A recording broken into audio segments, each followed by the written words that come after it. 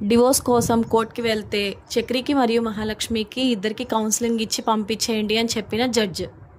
ఇదంతా ఎలా జరగబోతుందో తెలుసుకోవాలనుకుంటే ఇప్పుడే మన ఛానల్ని సబ్స్క్రైబ్ చేసుకొని పక్కనే ఉన్న బెల్ ఐకాన్ని క్లిక్ చేయండి. మహాలక్ష్మి మనసులో ఏముందో చక్రికి తెలిసిన తర్వాత ఇంకేది అడగడానికి కూడా ఆలోచించకుండా అలా ఉండిపోతాడు. చాలా బాధపడుతూ ఉంటాడు, చాలా దిగాలుగా ఉంటాడు. ఒకవైపు పెద్ది, ఇదేంటి ఇంకా రాలేదు వీళ్ళు, చక్రి మహాలక్ష్మి ఇద్దరు బయటికి వెళ్ళారు కదా, అసలు ఏం జరిగింది అని చెప్పేసి ఆలోచిస్తూ ఉంటాడు ఇంట్లో. కానీ ముందు కేశవ వస్తాడు బండి వేసుకుని షాప్ దగ్గర నుంచి. అయితే చూసి మళ్ళీ పెద్ది వాళ్ళ కోసం ఎదురు చూస్తూ ఉంటాడు. అప్పుడు కేశవ, ఏమైందన్నా, ఎవరి కోసం అలా ఎదురు చూస్తున్నావు అని అడుగుతాడు కేశవ. అదేరా, మహాలక్ష్మి చక్రి ఇద్దరు వెళ్ళారు కదా, ఇంకా రాలేదేంటా అని చూస్తున్నాను అంటాడు పెద్ది. అదేరా, నేను పనిచేస్తున్న సైట్ దగ్గరికి వచ్చాడు, చాలా బాధగా ఉంది, చాలా బాధగా కూడా మాట్లాడాడు, ఏమవుతుందో ఏంటో అని చెప్పేసి చూస్తున్నాను రా మీ అన్నయ్య కోసం అంటాడు పెద్ది కేశవతో. అప్పుడు కేశవ, ఆశపడడంలో తప్పేం లేదన్నయ్య, కాకపోతే పాపం చక్రిగాడు ఎంతో ఆశగా ఆలోచిస్తున్నాడు మహాలక్ష్మి ఎలాగైనా తన సొంతం కావాలని. తనకేమో అలాంటి ఉద్దేశం లేకపోతే ఎవరేం చేస్తాము అని అంటాడు. వీళ్ళు ఇలా మాట్లాడుకుంటూ ఉండగా చక్రి మహాలక్ష్మి ఇద్దరు నడుచుకుంటూ వచ్చేస్తారు ఇంటికి. లోపలికి రాగానే చక్రి దీనమైన మొహంతో లోపలికి వెళ్ళిపోతాడు. పెద్ది, ఏమైందిరా అని అడిగితే, ఏం లేదన్నయ్య, కొంచెం తలనొప్పిగా ఉంది, నేను లోపలికి వెళ్ళిపోతానని చెప్పేసి వెళ్ళిపోతాడు చక్రి. మహాలక్ష్మి ఏమో పెద్ది, నేను ఫ్రెష్ అప్ అయి వస్తాను అని చెప్పేసి తను కూడా తన గదిలోకి వెళ్ళిపోతుంది. అప్పుడు కేశవ, ఏంటిది, ఏం మాట్లాడకుండా వెళ్ళిపోయాడు, ఏమైంది, సడన్గా తలనొప్పి అన్నాడు అని అడుగుతాడు. అప్పుడు కన్నా, పోనీ అన్నయ్య నేను వెళ్ళి ఏం జరిగిందో అడగనా అని చెప్పేసి అడుగుతాడు కన్నా. అప్పుడు పెద్ది, వద్దురా, పాపం తలకాయ నొప్పిగా ఉందంటున్నాడు కదా, పైగా చాలా ఆలోచించేస్తున్నాడు, పాపం వాడిని కాసేపు అలా వదిలేస్తే నయమేమో అని అంటాడు పెద్ది. అప్పుడు మహాలక్ష్మి ఫ్రెష్ అప్ అయి బయటకు వచ్చిన తర్వాత అప్పుడు కన్నా, ఏంటి వదిన, అప్పుడే ఆఫీస్ అయిపోయిందా అని అడుగుతాడు. అప్పుడు మహాలక్ష్మి, అయిపోయింది కన్నా అంటుంది.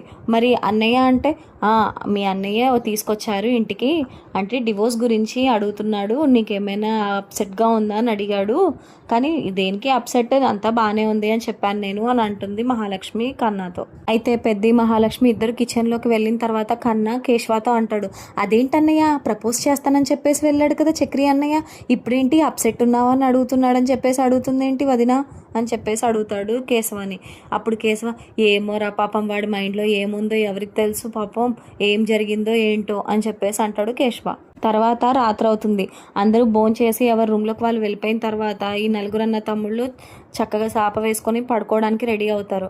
అప్పుడు పాపం చక్రి మాత్రం సోఫా పక్కన కింద కూర్చొని ఏదో ఆలోచిస్తూ దీనంగా అలా ఉండిపోతాడు. అప్పుడు కన్నా కేశవ ఇద్దరు మాట్లాడుకుంటారు. కన్నా అడుగుతాడు, ఏంటన్నయ్య, ఏమైనా అడుగుదామా అన్నయ్య, నీ చాలా డల్గా ఉన్నాడు అని అంటాడు కన్నా. అప్పుడు కేశవ, ఇప్పుడు ఏమంటాడో, ఏమైనా అడిగితే మళ్ళీ మన మీద పడిపోతాడేమోరా, అది నా భయం అని చెప్పేసి అంటాడు కేశవ. కరెక్ట్గా అప్పుడే పెద్ద వాటర్ తీసుకుని వచ్చి, ఒరే సోది తర్వాత శుభ్రంగా పడుకోండి, రేపు మాట్లాడుకోవచ్చు అంటాడు. అప్పుడు చక్రి, శుభ్రంగా పడుకోండి, మీకేం నొప్పి ఉంది, హాయిగా పడుకోండి అని చెప్పేసి అంటాడు. పడుకోండి సంతోషంగా పడుకోండి. అప్పుడు కేశవ, చెప్పాను కదా మొదలెట్టాడు, ఇంకిప్పుడప్పుడే ఆపడు అని చెప్పేసి అంటాడు కేశవ. అప్పుడు పెద్ది, ఏమైందిరా, అసలు ఎందుకు అలా ఉన్నావు అని అడిగితే, నా గురించి మీకు ఎందుకు, మీరు తిన్నారా పడుకున్నారా, చక్కగా అలా ఉండండి, నేను తింటే ఏంటి తినకపోతే ఏంటి, ఊరు వాళ్ళకి పట్టదు మీకు పట్టదు, బయటైనా ఒకటే లోపలైనా ఒకటే, నాకెవరున్నారు చెప్పు అని చెప్పేసి అంటాడు పెద్దిని చక్రి. అప్పుడు పెద్ది, ఏమైందిరా అని దగ్గరకు వచ్చిన తర్వాత, నువ్వు రావద్దన్నయ్య, అక్కడే ఉండిపో, వెళ్ళి పడుకో, నా దగ్గరికి రాకు అని చెప్పేసి అంటాడు చక్రి. మీ మట్టుకు మీరు చక్కగా తిన్నారు, చక్కగా పడుకోవడానికి రెడీ అయ్యారు, కనీసం తిన్నావా లేదా, ఏమీ లేదు, తలకాయ నొప్పి వచ్చిందన్నావు, ఎవడూ పట్టించుకోలేదు, కనీసం తిన్నావా అని అడిగేవాడు కూడా లేకుండా పోయాడు అని చెప్పేసి అంటాడు చక్రి. అయినా అంత అనవసరంలే, మీరు పడుకోండి, ప్రశాంతంగా పడుకోండి అంటాడు. మహాలక్ష్మిని పార్క్కి తీసుకెళ్ళాను, లవ్ ప్రపోజ్ చేద్దాం అనుకున్నాను, అసలు ఏమైంది, ఏం జరిగింది, అసలు ఏమైంది, ఏం చెప్పింది, ఇలాంటివి ఏమైనా అడిగారా మీరు ఎవరైనా, అసలు నా బాధను ఏమైనా పంచుకున్నారా మీరు? అప్పుడు కన్నా, నీకేం తెలుసా అన్నయ్య, నువ్వు వచ్చేదాకా కూడా పాపం అన్నయ్య ఎంతలా చూసాడో తెలుసా, అన్నయ్య అటు ఇటు తిరుగుతూనే ఉన్నాడు, మీరు వచ్చేసరికి ఇద్దరు నువ్వేమో ముఖం మార్చుకున్నావు, తనేమో నవ్వుతూ ఉంది, అడుగుదాం అనుకునేసరికి నువ్వే కదా తలకాయ నొప్పి అని చెప్పేసి లోపలికి వెళ్ళిపోయావు, సర్లే పాపం తలనొప్పిగా ఉంది కదా, ఇంక ఇప్పుడు అడిగితే మళ్ళీ ఏమవుతుందో ఏంటో అని చెప్పేసి పాపం అన్నయ్య ఇంకా నేనేం అడగలేదు, దానికి నువ్వు మళ్ళీ అన్నయ్యనే తప్పు పడుతున్నావా అని అడుగుతాడు కన్నా. పైగా నువ్వు తినలేదని చెప్పేసి అంటే అన్నయ్య కూడా తినలేదు, అది నీకు విషయం నాకు తెలుసా అసలు అంటే అప్పుడు పెద్ది సరేరా నేను నుండు నీకు అన్నం తీసుకొస్తానని చెప్పేసి దగ్గర తీసుకొచ్చి కూర్చుంటాడు. పెద్ది పాపం తన చేత్తో తినిపిద్దామని నోటి దగ్గర తీసుకెళ్ళి తినరా తినరా అని చెప్పేసి అంటే నాకు వద్దన్నయ్య చెప్తున్నాను కదా నాకు వద్దు అంటాడు చక్రి. అప్పుడు పెద్ది తినమని చెప్తున్నానా అని కసరగానే చక్రి తింటాడు. అప్పుడు కేశవ అసలు ఏమైందో చెప్పరా, నువ్వు ఏదో ప్రపోజ్ చేస్తానని చెప్పేసి తీసుకెళ్తా అన్నావు కదా, మరి ఇప్పుడు ఏమైంది, ఎందుకు ముఖం అలా పెట్టావు అని అడగగానే ఏం చెప్పమంటావురా నా పని, చెప్దాము అని చెప్పేసి ధైర్యం తెచ్చుకొని చెప్దామని అనుకున్నాను, కానీ కరెక్ట్గా చెప్పేటప్పుడే ఏంటో నాకు అర్థం కాలేదు. మా ఫ్రెండ్ అలాగే తనతో పాటు ఒక అమ్మాయి ఇద్దరు కలిసి బీచ్ దగ్గర గొడవ ఆడుకుంటుంటే ఇంకా మొత్తం వాళ్ళ గొడవ వాళ్ళ మాటలు అంతా కూడా మాకు సంబంధించినట్టుగానే ఉన్నాయి. ఆవిడ మహాలక్ష్మిని అడిగాడు మీరేం చేస్తారో ఒకవేళ చక్రి ఇలా ఉంటాయని చెప్పేసి అడిగితే నేను తను చేసిందే చేస్తానని చెప్పేసి అనగానే ఇంకా నాకేం మాట్లాడాలో కూడా అర్థం కాలేదు, అందుకే నేను ఇంకేం మాట్లాడలేదు అంటాడు చక్రి. అప్పుడు కన్నా అయ్యయ్యో మరి ఎలాగరా మళ్ళీ కోర్టుకి హాజరు అవ్వాలని చెప్పేసి అంటున్నారు, ఇప్పుడు ఏం చేస్తావన్నయ్యా అని అడిగితే నాకు అదే కదా అర్థం కావట్లేదు, ఏదో ఒకటి అవుతుంది ఇంకా వెళ్ళిపోవడమే కరెక్ట్ అని చెప్పేసి అంటాడు చక్రి. ఆ మాట అనేసి చక్రి పాపం ఏడుస్తూ ఉంటాడు, అలాగే కళ్ళంపడి నీళ్ళు వస్తే తుడుచుకుంటూ ఉంటాడు. కరెక్ట్గా తర్వాత రోజు చక్రి దీనంగా సోఫాలో రెడీ అయి కూర్చొని ఉంటాడు. ఆ లక్ష్మి కూడా రెడీ అయి వచ్చేస్తుంది బయటికి. అప్పుడు కన్న అడుగుతాడు వదిన వెళ్దామా అని చెప్పేసి అడుగుతాడు. అప్పుడు మహాలక్ష్మి లేదు కన్న ఇవాళ నేను ఆఫీస్కి లేట్గా వెళ్తాను అంటుంది. అదేంటి దేనికి అని అడుగుతాడు కన్న. వాళ్ళ కోర్టుకి అటెండ్ అవ్వాలి కదా అందుకు రెడీ అయ్యి ఉన్నాను, వెళ్ళిన తర్వాత అప్పుడు ఆఫీస్కి వెళ్తాను వెళ్ళొచ్చాక అంటుంది మహాలక్ష్మి. సరే అని కన్నా అలాగే కేశవ ఇద్దరు వాళ్ళ పనులు వాళ్ళు చేసుకోవడానికి వెళ్ళిపోతారు. మహాలక్ష్మి నా రూమ్లో నేను ఫోన్ మర్చిపోయాను ఉండండి తీసుకొచ్చుకుంటానని రూమ్లోకి వెళ్తుంది. వెళ్ళి ఫోన్ తెచ్చుకొని సరే చక్రి వెళ్దామా పదండి అని చెప్పేసి అంటుంది. అని అడుగుతాడు చక్రి.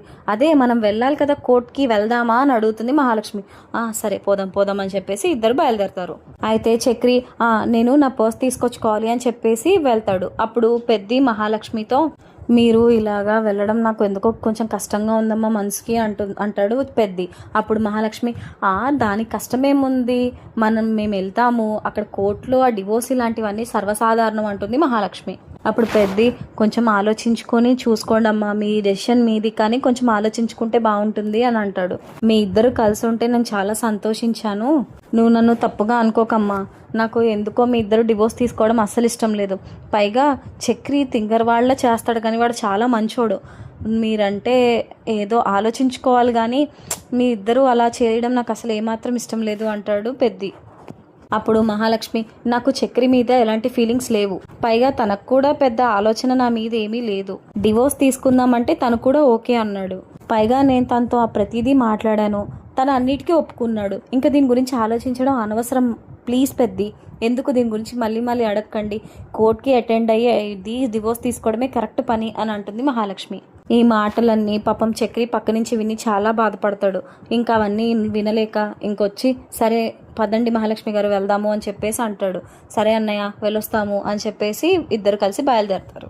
మహాలక్ష్మి దేవుడికి దండం పెట్టుకుంటూ ఉంటుంది, దేవుడా తొందరగా డివోర్స్ వచ్చేలా చూడు అని చెప్పేసి. ఇద్దరు కోర్టుకి అటెండ్ అవుతారు. అక్కడ జనాన్ని చూసి కొంచెం కంగారు పడతారు.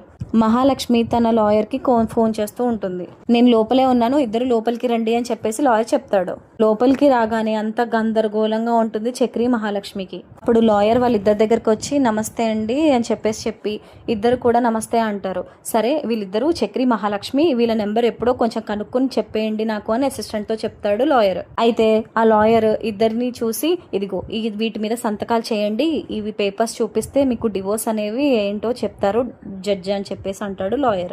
మహాలక్ష్మి ఏమో హ్యాపీగా ఏం ఆలోచించకుండా సంతకం పెట్టేస్తుంది. కానీ చక్రి మహాలక్ష్మి వైపు చూసి అలాగే పేపర్స్ వైపు చూసి ఎంతో దిగాలుగా ఇంకేం చేస్తామన్నట్టుగా సంతకాలు పెడతాడు. సరే అయితే ఈ పేపర్స్ నాకు ఇచ్చేసి మీరిద్దరు ఇక్కడ వెయిట్ చేయండి, నేను నాకు తెలిసినంత వరకు నెక్స్ట్ సెషనే మీద అనుకుంటా, సో మీ పేర్లు చెప్పగానే నేను పిలుస్తాను మీరు రండి అని చెప్పాడు లాయర్. మహాలక్ష్మి కొంచెం కంగారు పడుతూ ఉంటుంది. అక్కడ వాతావరణం చూసి చాలా టెన్షన్ పడిపోతూ ఉంటుంది. అప్పుడు చక్రి ఆ టెన్షన్ చూసి ముందు మనం ఆ బెంచ్ దగ్గర కూర్చుందాము, అప్పుడు టెన్షన్ తగ్గుతుంది, మీరు అంత టెన్షన్ పడకండి అంటాడు. ఏం పర్వాలేదు అంటుంది మహాలక్ష్మి. కానీ చక్రి లోపలికి వెళ్ళి ఒక వాటర్ బాటిల్ తీసుకురావడం చూసి మహాలక్ష్మి హమ్మయ్య అనుకుంటుంది. వాటర్ తాగి ఇద్దరు కలిసి ఒక బెంచ్ దగ్గర కూర్చుంటారు. కరెక్ట్గా అప్పుడే జడ్జ్ వస్తుంది. అయితే కరెక్ట్గా అప్పుడే చక్రి మహాలక్ష్మి పేర్లు చెప్పి డివోర్స్ కోసం అప్లై చేశారని చెప్తాడు అక్కడున్న గార్డ్. ఇద్దరు కొంచెం టెన్షన్ పడుతూ కరెక్ట్గా జడ్జి ఎదురుగుండా నించుంటారు. ఇంకో పక్కేమో లాయర్ నించుంటాడు. మహాలక్ష్మి ఎవరు, అలాగే చక్రి ఎవరు అని చెప్పేసి అడుగుతాడు జడ్జ్. అప్పుడు ఇద్దరు చేతులు లేపుతారు. డివోర్సా అని అడుగుతాడు జడ్జ్. అవును అని అంటుంది మహాలక్ష్మి. పెళ్ళయి ఎన్ని నెలలు అయింది అని అడుగుతాడు జడ్జ్. 4 months అని అంటుంది మహాలక్ష్మి. ఏంటి 4 నెలలకి డివోర్సా అని చెప్పేసి జడ్జ్ షాక్ అవుతుంది. లవ్ మ్యారేజా అని అడుగుతుంది జడ్జ్. అవును మేడం అంటాడు చక్రి. మహాలక్ష్మి కోపంగా చక్రి వైపు సైగ చేస్తుంది. ఇంతకీ డైవోర్స్కి రీజన్ ఏంటి అని అడుగుతాడు జడ్జ్. ఇద్దరు మొక్కలు చూసుకుంటారు కానీ ఏమీ చెప్పరు. అప్పుడు లాయర్ ఇద్దరు మ్యూచువల్ కన్సర్న్ మేడం, ఇద్దరికి డివోర్స్ కావాలని అప్లై చేశారు అని చెప్తాడు లాయర్. అది పేపర్లో కనిపిస్తుంది కానీ డివోర్స్కి కారణం ఏంటి అని అడుగుతుంది జడ్జ్.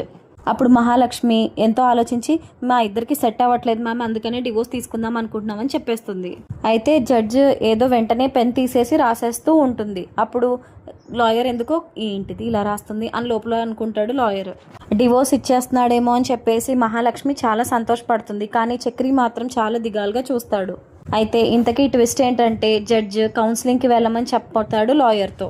అప్పుడు మహాలక్ష్మి షాక్ అవుతుంది. అప్పుడు లాయర్, మహాలక్ష్మి అలాగే చక్రి ముగ్గురు బయటికి వచ్చిన తర్వాత ఏంటి సార్ ఏమైంది, ఏం చెప్పారు అని చెప్పేసి అడుగుతుంది మహాలక్ష్మి. ఏమైనా కేసా మేడం అని చెప్పేసి అడుగుతాడు చక్రి. కేసు అవేమీ కాదు, మీ ఇద్దరిని కౌన్సిలింగ్కి పంపించారు జడ్జ్ అంటాడు లాయర్. కౌన్సిలింగా అంటే ఏంటి అని అడుగుతాడు చక్రి. డివోర్స్కి కంటే ముందు కౌన్సిలింగ్ ఇప్పిస్తే మీ ఇద్దరు కలుస్తారేమో అని చెప్పేసి జడ్జ్ కన్సర్న్, అందుకనే ముందు కౌన్సిలింగ్కి పంపించారు. అక్కడ మీరు మారితే మీకు ఏ డివోర్స్ ఉండదు, లేదు మాకు కావాలి అంటే మాత్రం డివోర్స్ ఇవ్వాల్సి వస్తుంది అని చెప్పేసి చెప్తాడు లాయర్. ప్రస్తుతానికి కౌన్సిలింగ్కి వెళ్ళండి అని చెప్పేసి ఆ పేపర్స్ చేతిలో పెడుతున్నాడు లాయర్. ఇద్దరు ఒక దగ్గర కూర్చోండి, కౌన్సిలింగ్కి పిలుస్తారు, అప్పుడు వెళ్ళండి అని చెప్పేసి అనగానే ఇద్దరు వెళ్ళి లోపల కూర్చుంటారు కౌన్సిలింగ్ కోసం. అప్పుడు లాయర్ వాళ్ళ అసిస్టెంట్ వచ్చి మీ ఇద్దరే వెళ్ళాలి ఇప్పుడు కౌన్సిలింగ్కి వెళ్ళండి అని చెప్పేసి పంపిస్తాడు లోపలికి కౌన్సిలింగ్ దగ్గరికి. అక్కడ ఒక మేడం సార్ ఇద్దరు రెడీగా ఉంటారు. అయితే వాళ్ళిద్దరూ కూడా వీళ్ళిద్దరిని కూర్చోమని చెప్తారు. మీరేనా చక్రి మహాలక్ష్మి అని అడుగుతారు. అవును మేడం మేమే అని చెప్తారు ఇద్దరు. ఏంటి డివోర్సా అని చెప్పేసి అడుగుతుంది మేడం. అవును మేడం అంటుంది మహాలక్ష్మి. మీ ఇద్దరికి పెళ్ళై 4 నెలలే అయిపోయింది, అప్పుడే డివోర్స్ ఏంటి? ఇద్దరినిద్దరు ఒకసారి అండర్స్టాండ్ చేసుకోవాలి కదా, అండర్స్టాండింగ్ ఉండాలి కదా ఇద్దరి మధ్యలో. అది లేకుండా మీరు డివోర్స్కి ఎలా అప్లై చేసేసారు?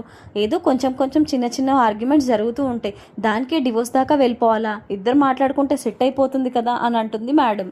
అప్పుడు చక్రి మహాలక్ష్మి ఇద్దరు ముఖం చూసుకుంటూ ఉంటారు. లేదు మేడం మా ఇద్దరికి డివోర్స్ కావాలి ఖచ్చితంగా అని చెప్పేసి అంటుంది మహాలక్ష్మి. అప్పుడు ఆ మేడం నాకు అది అర్థమవుతుందమ్మా, దానికి రీజన్ ఏంటి? అసలు అంతలా డివోర్స్కి అవసరం ఏముంది? ఇద్దరు ఏమైనా గొడవ పడ్డారా? పోనీ ఇద్దరు ఏమైనా కొట్టుకున్నారా, తిట్టుకున్నారా? తనేమైనా నిన్ను కొట్టాడా, లేదంటే నువ్వేమైనా తను ఏమైనా అన్నావా?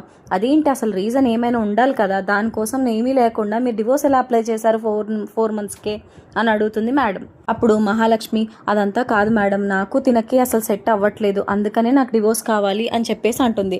అప్పుడు పక్కనున్న సార్ ఏం మాట్లాడుతున్నావమ్మా, 4 నెలలకే మీ ఇద్దరికి సెట్ అవుతుందా లేదా అని నువ్వు ఎలా కన్ఫర్మ్ చేసేస్తావు? అసలు ఇంత చిన్న టైం గ్యాప్లో మీ ఇద్దరు ఎలాగలా సెట్ అవ్వదు అని చెప్పేసి విడాకులు తీసుకుంటారు? పైగా నువ్వేమో సెట్ అవ్వట్లేదు అంటున్నావు, తనేమో ఏమీ మాట్లాడట్లేదు. అసలు మీ ఇద్దరికి డివోర్స్ తీసుకోవడం ఇష్టమా కాదా అని చెప్పేసి అడుగుతాడు సార్. అప్పుడు మహాలక్ష్మి ఇద్దరం మ్యూచువల్ కన్సర్న్ కదా సార్, ఇద్దరికి ఇష్టమే డివోర్స్ తీసుకోవడం, అందుకని ఇక్కడ దాకా వచ్చాము అంటుంది. పైగా మీ ఇద్దరిది లవ్ మ్యారేజ్ అంటున్నారు, లవ్ మ్యారేజ్ అయినప్పుడు ఇంకా బాగా బలపడాలి కానీ బంధం, ఎందుకని ఇప్పుడు 4 నెలలకే డివోర్స్ అంటున్నారు? అప్పుడు చక్రి బుర్రు ఊపుతాడు లవ్ మ్యారేజ్ అనేసరికి. మహాలక్ష్మి చక్రి వైపు కోపంగా చూస్తుంది. తొందరగా డివోర్స్ కావాలి మాకు అని అడుగుతుంది మహాలక్ష్మి. అప్పుడు నీకు తొందరగా డివోర్స్ కావాలి అంతేనా? 4 నెలలకే తొందరగా నువ్వు డెసిషన్ అనేది చేంజ్ చేసేసుకున్నావు అతని మీద అని చెప్పేసి అడుగుతాడు సార్.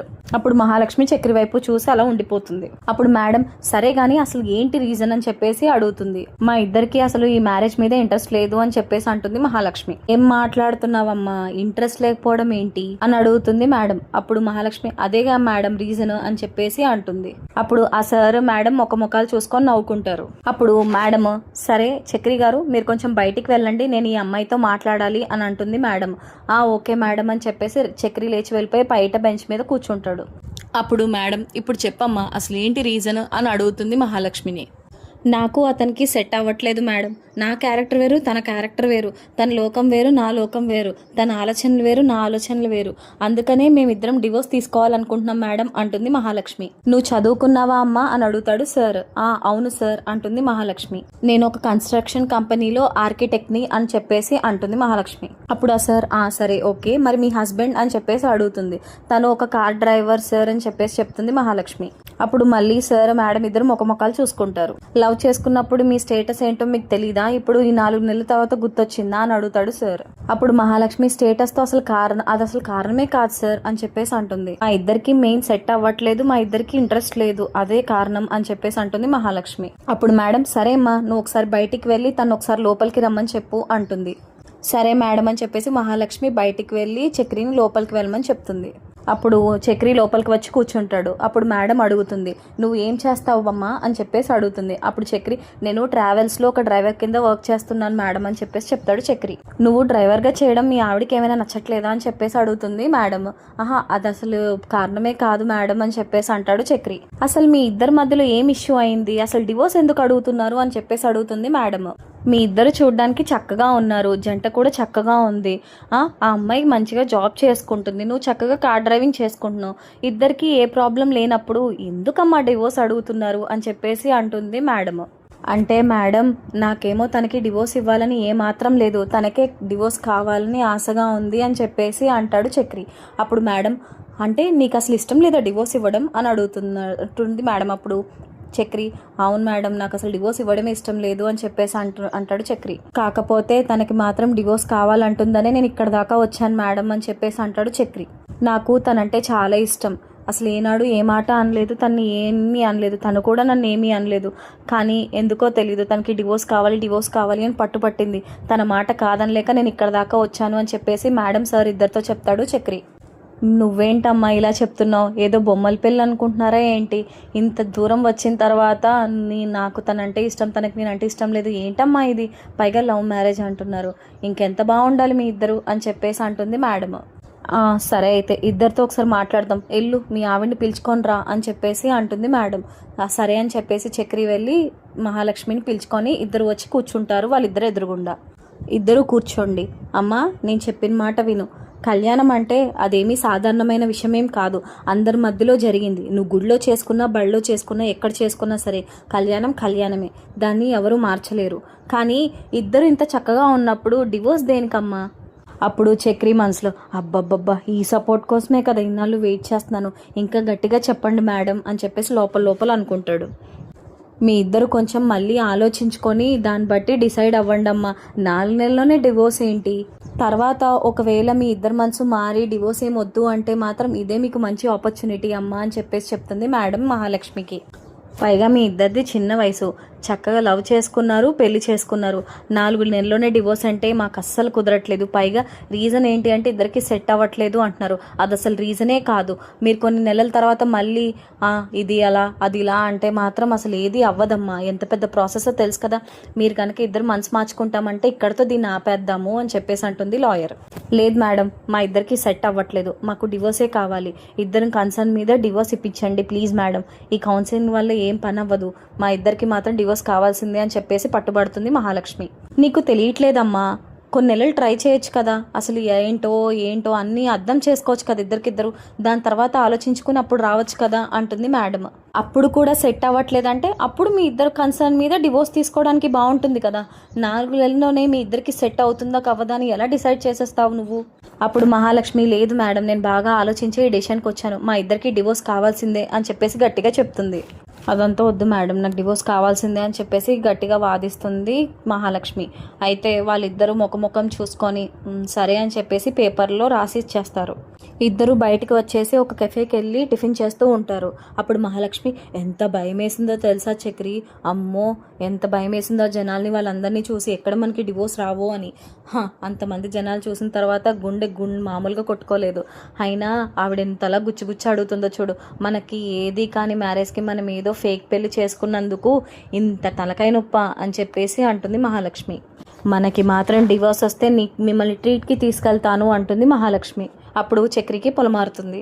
ఇద్దరం చక్కగా ఫ్రీ అయిపోతాం కదా, అప్పుడు నేను చక్కగా మిమ్మల్ని ట్రీట్కి తీసుకెళ్తాను అంటుంది మహాలక్ష్మి. ఈ మంచిరా బాబు ఈవిడ ట్రీటా, ఎవడైనా డివోర్స్ అయిపోయిన తర్వాత ట్రీట్కి తీసుకెళ్తాడా, నాకే ఇలాంటివన్నీ జరుగుతాయి అని చెప్పేసి మనసులో అనుకుంటాడు చక్రి. అప్పుడు మహాలక్ష్మి, మీకైనా ఇంకో విషయం చెప్పనా, నాకు ఒకటి బాధగా అనిపిస్తుంది. ఒకవేళ మీరు ఎవరినైనా పెళ్లి చేసుకోవాలన్నా మిమ్మల్ని సెకండ్ మ్యారేజ్ అనే అంటారు, నన్ను కూడా అంతే సెకండ్ మ్యారేజ్ అనే అనుకుంటారు. అది ఆలోచిస్తేనే కొంచెం కష్టంగా ఉంది అంటుంది మహాలక్ష్మి. దాందేముందండి, మీ పెళ్ళయ్యే వ్యక్తికి మీకు అసలు పెళ్ళి అవ్వలేదని చెప్పండి, అలాగే నేను చెప్తాను, దాంతో ప్రాబ్లం సాల్వ్ అయిపోతుంది అంతే అని చెప్పేసి అంటాడు చక్రి. అప్పుడు మహాలక్ష్మి, ఇదేదో ఐడియా చాలా బాగుంది, ఇదే చేద్దాం అని చెప్పేసి అంటుంది. అప్పుడు చక్రి, వాహ్ వాహ్, నేను ఏదో ఐడియా చెప్తే అది కూడా సూపర్ అంటావా, మామూలు మనిషివి కాదమ్మా తల్లి నువ్వు అని లోపల అనుకుంటాడు. మీకు మూతి పక్కన ఏదో అంటుకుంది అని చెప్పేసి అంటుంది మహాలక్ష్మి. ఏది ఇక్కడ ఇక్కడ అని రబ్ చేసుకుంటుంటే, కాదు ఇక్కడ అని చెప్పేసి టిష్యూ పేపర్తో తన మూతి తుడవంగానే చక్రికి, మిమ్మల్ని మిస్ అవుతున్నాను, ఇంకా తర్వాత ఏం జరుగుతుందో ఏంటో అని చెప్పేసి అనుకుంటాడు లోపల. అప్పుడు మళ్ళీ కావాలని చక్రి మూతి మీద కొన్ని మెతుకులు అంటించుకుంటాడు. అప్పుడు మహాలక్ష్మి చూసి, మీ చెయ్యి ఉంది కదా, మీకు మీరు తుడుచుకోండి అని చెప్పేసి అంటుంది. అవునండి, అసలు యాక్చువల్గా జడ్జ్ దగ్గరికి వెళ్ళిన తర్వాత కౌన్సిలింగ్కి పంపించారు కదా, ఆ కౌన్సిలింగ్లో మన ఇద్దరిని కన్విన్స్ చేస్తుంది చూడండి ఆవిడ. అక్కడ భయం వేసింది, ఎక్కడ మనకి డివోర్స్ రావు అని చెప్పేసి. అవునండి, అదే నిజమే, నేను అదే అనుకున్నాను అంటాడు చక్రి. అయినా ఎంత ట్రై చేసినా సరే మీరు వేరు నేను వేరు, ఇద్దరం క్వైట్ ఆపోజిట్, మన ఇద్దరికి సెట్ అవ్వదండి అంటుంది మహాలక్ష్మి. అలా క్యాజువల్గా మాట్లాడుకొని మొత్తానికి అక్కడ లంచ్ కంప్లీట్ చేసేస్తారు. తర్వాత కానిస్టేబుల్ హెల్ప్ తీసుకుంటాడు Chakri.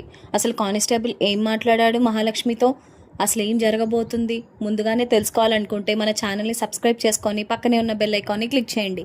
Thank you so much for watching.